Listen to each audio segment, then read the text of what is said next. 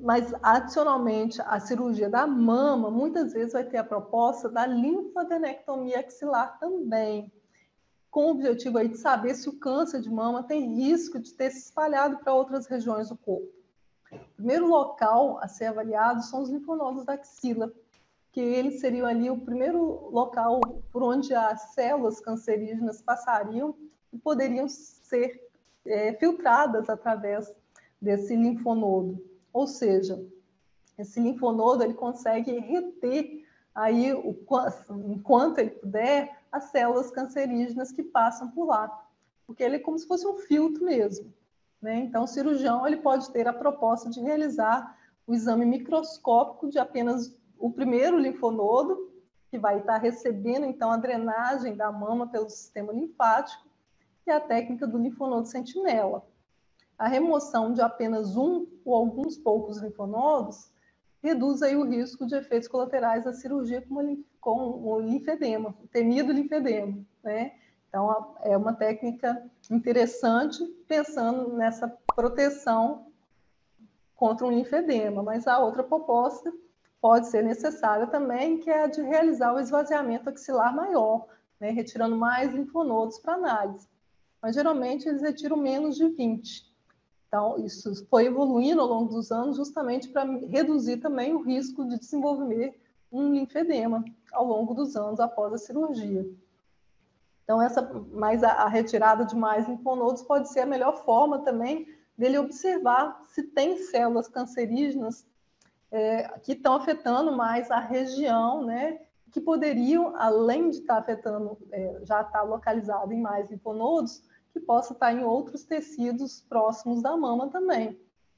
E se existe um risco maior de já ter microcélulas circulantes, né, que podem invadir outras regiões do corpo, apesar de não ter aparecido nada naqueles primeiros exames de imagem que foram feitos antes da cirurgia.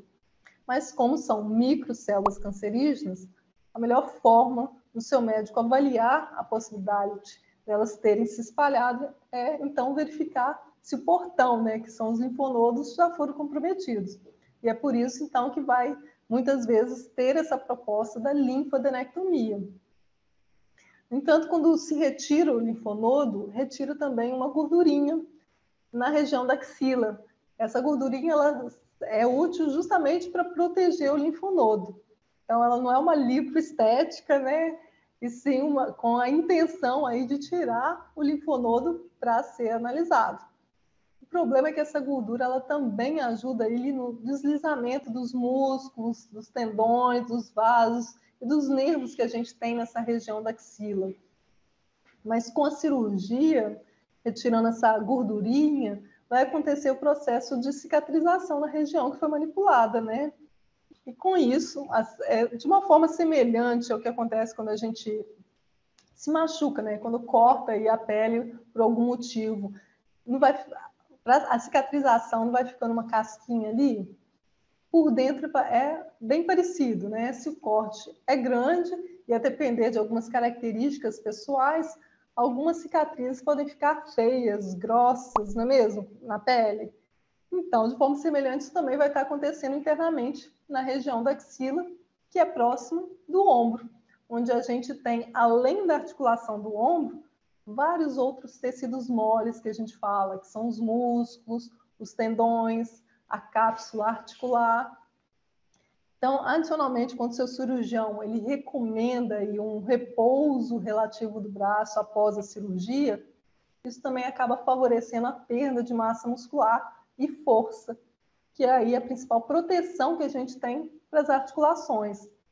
Então, eu acredito até que vocês tenham sido orientadas a evitar o movimento do braço acima de 90 graus logo após a cirurgia. Essa orientação que é muito importante no pós-operatório mesmo, né? Ela está relacionada aí a um risco maior de desenvolver um linfedema, inclusive também está relacionada a um menor tempo com dreno se você evita o movimento acima de 90 graus logo após a cirurgia.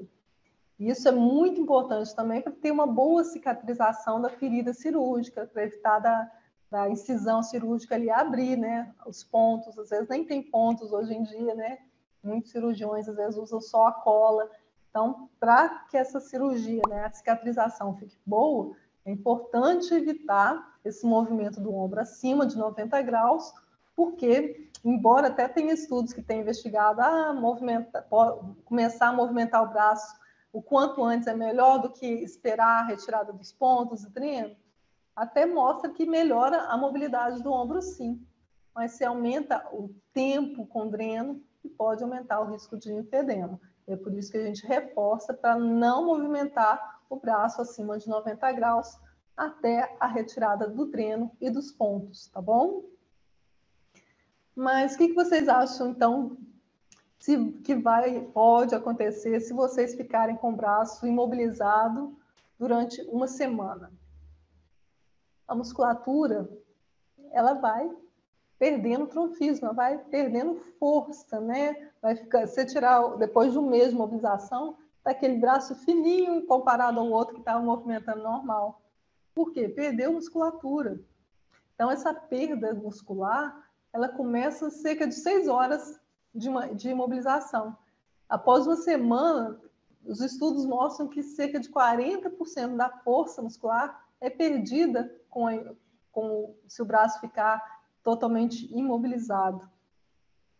Tanto quando a gente retira esses linfonodos com a cirurgia, que é a linfadenectomia que a gente falou, a amplitude do movimento de ombro ela pode ficar prejudicada, seja pela dificuldade aí do deslizamento das estruturas da região do ombro, seja pela fibrose, né, que tende a acontecer em decorrência do processo cicatricial dos tecidos que foram cortados, né, durante a cirurgia, a qual a gente sabe que vai ainda ser mais favorecida pelo repouso relativo que vai ser solicitado no pós-operatório.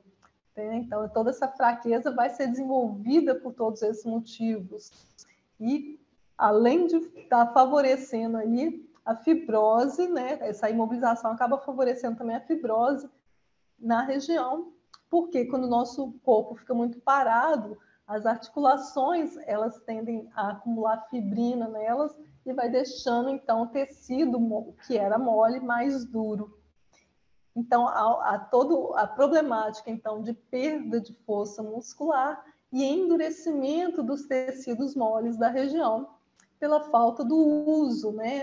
Porque ficou ali muito paradinho, reduzindo ali os movimentos com o braço por orientações médicas e que é necessário pela questão da cicatrização realmente dos tecidos que foram manipulados, né, que foram cortados. É muito importante nesse sentido, e até porque pode aumentar aí o risco de linfedema mesmo.